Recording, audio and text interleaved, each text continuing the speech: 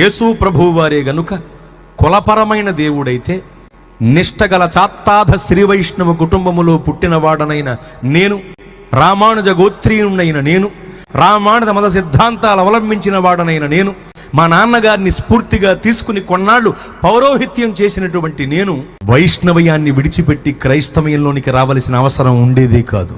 నేనెందుకు ప్రభు మార్గంలోనికి వచ్చాను అంటే, యేసు ప్రభువు వారు నాకు కూడా దేవుడు. ఆయన సర్వ శరీరులకు దేవుడు. ఆయన సర్వ శరీరులకు దేవుడు అండి. ఆయన కులపరమైన దేవుడు కాదు. నేను నా 18వ ఏట ప్రభు మార్గంలోకి వచ్చాను.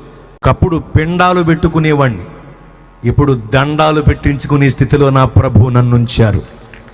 ఎంతటి మహద్భాగ్యకరమైన జీవితం ప్రభు మార్గంలోనికి రావటాన్ని బట్టి నేను పొందుకున్నాను. యేసయ్య కులపరమైన దేవుడు కాదండి. మొట్టమొదటిగా మన ఇండియా దేశంలో యేసు ప్రభువు వారిని అంగీకరించి బాప్తిస్మం పొందింది 5 కేరళ బ్రాహ్మణ్స్ అని మీకు తెలుసా?